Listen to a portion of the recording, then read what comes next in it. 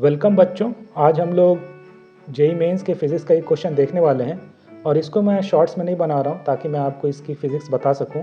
इसमें दिया हुआ है कि एक modern grand prix racing car of mass m is travelling on a flat track in a circular arc of radius r with a speed v। यानी एक car है जो इस सर्कुलर आर्क में मूव कर रहा है विद वेलोसिटी v। ठीक है, तो if the coefficient of static friction between the tyres and the track is μs, then the magnitude of negative lift FL acting downward on the car is।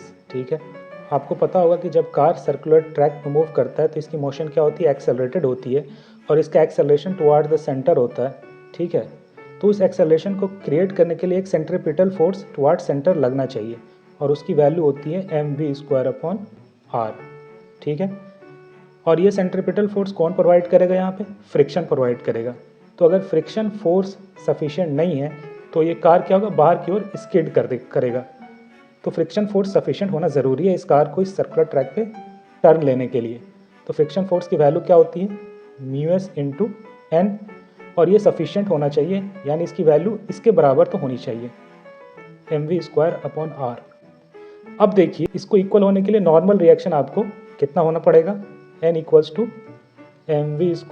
mv²/μs/r। तो इतना normal reaction आपको car को मिलना चाहिए from ground. अगर इतना normal reaction नहीं मिलेगा तो ये इतना सेंट्रीपिटल फोर्स वो नहीं प्रोवाइड करा पाएगा फ्रिक्शन। अब क्या होता है, रेसिंग कार की स्पीड बहुत ज़्यादा होती है, ठीक है ना, तो ये नॉर्मल रिएक्शन सिर्फ वेट से उसको नहीं मिल पाता है। इसका जो वेट होगा ना, अगर सिर्फ वेट नीचे की ओर लगेगा और नॉर्मल रिएक्शन सिर्फ इस mg के बराबर होगा, तब इतना फोर्स जनरेट नहीं कर पाता है। इसीलिए इस कार की एरोडायनेमिक्स इस तरह से डिज़ाइन की जाती है कि इसमें एक एयर प्रेशर डाउनवर्ड की ओर लगता है। ठीक है ना, और ये आप लोग पढ़ोगे बर्नौलीज थ्योरम की वजह से। इसका डिज़ाइन ऐसा होता है कि कार के ऊपर जो हवा चल रही है वो स्लोली मूव करेगी और नीचे फास्ट मूव करेगी। तो यहाँ पे लो प्रेशर क्रिएट होगा और यहाँ पे हाई प्रेशर क्रिएट होगा और एक डाउनवर्ड एक फोर्स लगेगा, प्रेशर, उसी को बोलते हैं निगेटिव लिफ्ट। ठीक है, और वो इसके नॉर्मल रिएक्शन को बढ़ा देगा। नॉर्मल रिएक्शन हो जाएगा दिस mg प्लस ये डाउनवर्ड प्रेशर। ठीक है, इसके कारण नेट नॉर्मल रिएक्शन वेट से बढ़ जाएगा और फिर वो इसके बराबर हो पाता है। तो एक्स्ट्रा कितना नॉर्मल रिएक्शन चाहिए अपने को, तो वो जो ये आया है इसमें से आप अगर mg घटा दो तो इतना लिफ्ट हमको एक्स्ट्रा चाहिए और यही होगा डाउनवर्ड लिफ्ट या निगेटिव लिफ्ट की वैल्यू। ठीक है, इसमें से m कॉमन ले लो तो आ जाएगा v²/μs/r - g, है ना, तो b होगा आंसर। ठीक है, तो आप देखे होगा कि कार इसी तरह से डिज़ाइन किया जाता है। रेसिंग कार ऊपर में ये थोड़ा उठा रहता है और नीचे स्ट्रेट जाता है, तो नीचे हवा फास्ट पास करती है और ऊपर थोड़ा स्लो हो जाता है।